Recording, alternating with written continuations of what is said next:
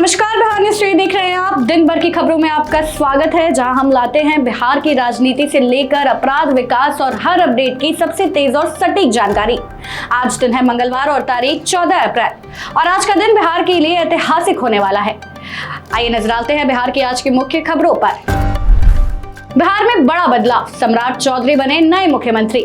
कल होगा शपथ ग्रहण।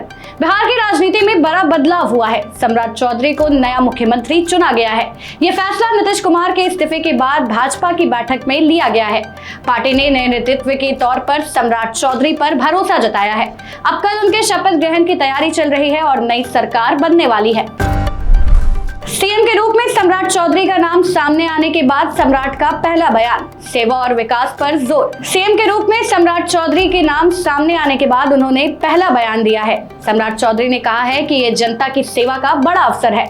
उन्होंने हर उम्मीद पर खड़ा उतरने और ईमानदारी से काम करने का संकल्प लिया है। विकास, सुशासन और हर वर्ग के लिए योजनाएं उनकी प्राथमिकता रहेगी। उन्होंने नरेंद्र मोदी के नेतृत्व में बिहार को आगे बढ़ाने की बात कही है।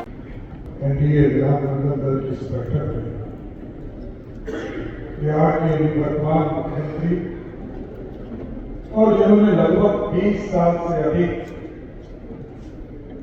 मुख्यमंत्री के तौर पर और लगभग 50 साल से सार्वजनिक जीवन में काम करे, हम लोगों को बनाने का प्रस्ताव देने का काम। इस मंच पर उपस्थित हमारे केंद्रीय मंत्री नीतीश कुमार का इस्तीफे के बाद संदेश, विकास गिनवाया और नई सरकार को शुभकामनाएं दी। नीतीश कुमार ने इस्तीफे के बाद सोशल मीडिया पर लंबा संदेश जारी किया। उन्होंने कहा कि 2005 से बिहार में कानून का राज और हर वर्ग का विकास हुआ है। साथ ही पीएम नरेंद्र मोदी का सहयोग मिलने की बात कही। उन्होंने बताया कि खुद फैसला लेकर इस्तीफा दिया है और नई सरकार को पूरा सहयोग देने की बात कही। भाई वीरेंद्र ने बीजेपी के खिलाफ दिया बड़ा बयान। राजद नेता भाई वीरेंद्र ने कहा कि बीजेपी अपने सहयोगी दलों को धीरे धीरे कमजोर करती है।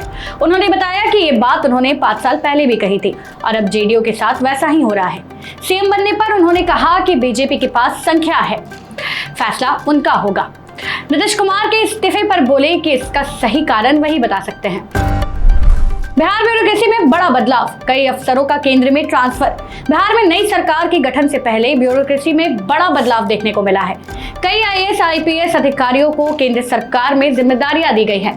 अनुपम कुमार, राकेश राठी और अन्य वरिष्ठ अफसरों का ट्रांसफर चर्चे में है। 2 मई से इंटर मैट्रिक कंपार्टमेंट परीक्षा शुरू। बीएसईबी ने कंपार्टमेंट परीक्षा का शेड्यूल जारी कर दिया है। इंटर की परीक्षा 2 से 11 मई और मैट्रिक की परीक्षा 2 से 6 मई तक होगी। छात्रों को परीक्षा शुरू होने से 30 मिनट पहले केंद्र पहुंचना अनिवार्य होगा। 2 पालियों में परीक्षा होगी और प्रश्न पत्र पढ़ने के लिए 15 मिनट अतिरिक्त समय दिया जाएगा।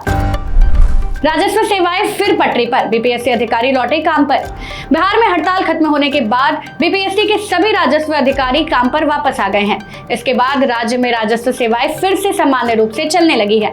हजारों मामलों का तेजी से निपटारा किया जा रहा है, जिसमें दाखिल, खारिज और अन्य काम शामिल है। प्रशासन ने लंबित मामलों को जल्द पूरा करने के निर्देश दिए हैं। बिहार में प्रमाण पत्र बनवाना हुआ मुश्किल, नए नियम लागू। बिहार में जाति, आय और निवास प्रमाण पत्र के लिए नए सख्त नियम लागू कर दिए गए हैं। अब आवेदन के लिए कई जरूरी कागज देने होंगे, नहीं तो फॉर्म रिजेक्ट कर दिया जाएगा। इससे छात्र और आम लोग काफी परेशान हैं। बार बार आवेदन करना पड़ रहा है। सरकार इसे पारदर्शिता का कदम बता रही है, लेकिन लोगों में नाराजगी बढ़ी हुई है। बीजेपी विधायक संजय गुप्ता सड़क हादसे में घायल। बीजेपी के विधायक संजय गुप्ता सड़क हादसे में घायल हो गए हैं और उनकी हालत गंभीर बताई जा रही है। यह हादसा देर रात बेगूसराय में हुआ, जब वह सिलीगुड़ी से पटना लौट रहे थे। दुर्घटना में उनकी गाड़ी पूरी तरह क्षतिग्रस्त हो गई और उन्हें सीने में चोट आई है। फिलहाल अस्पताल में इलाज जारी है और डॉक्टर उनकी स्थिति पर नजर बनाए हुए हैं। बिहार में 125 यूनिट फ्री बिजली के साथ सोलर पर भी सब्सिडी। बिहार सरकार उपभोक्ताओं को 125 यूनिट तक फ्री बिजली देने के साथ सोलर योजना का लाभ भी दे रही है।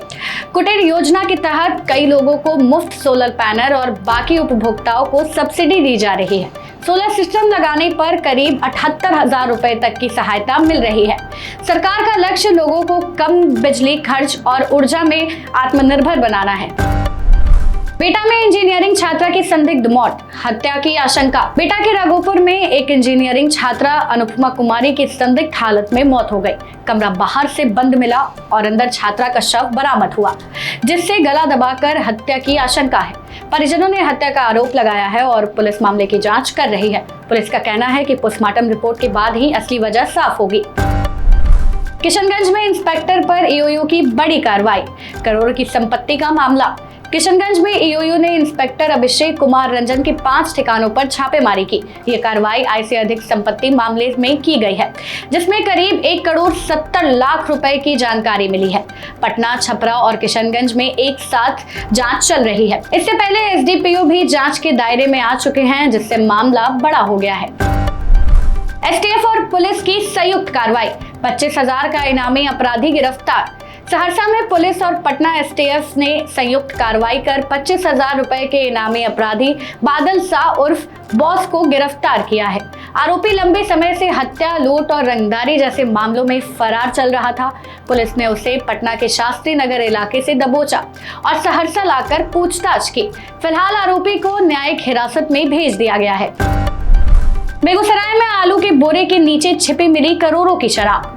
बेगूसराय में पुलिस ने एक ट्रक से करीब 1.25 करोड़ की विदेशी शराब बरामद की है। तस्करों ने शराब को आलू के बोरे के नीचे छिपाकर रखा हुआ था ताकि शक ना हो। तलाशी में 1177 कार्टन शराब बरामद किए गए हैं और 2 लोगों को गिरफ्तार भी किया गया है। पुलिस अब पूरे नेटवर्क की जांच में जुटी हुई है। बिहार में बढ़ेगी गर्मी, कई जिलों में लू का अलर्ट। बिहार में अगले कुछ दिनों में तापमान 2 से 4 डिग्री तक बढ़ने वाला है। पटना में 15 साल का रिकॉर्ड टूटा और गर्मी तेजी से बढ़ रही है। 18-19 अप्रैल को गया, रोहतास समेत कई जिलों में लू का येलो अलर्ट जारी किया गया है। मौसम विभाग ने लोगों को सावधानी बरतने की सलाह दी है। फिलहाल के लिए बस इतना ही। बाकी की अपडेट्स के लिए बने रहे बिहार न्यूज टुडे के साथ। तब तक के लिए धन्यवाद।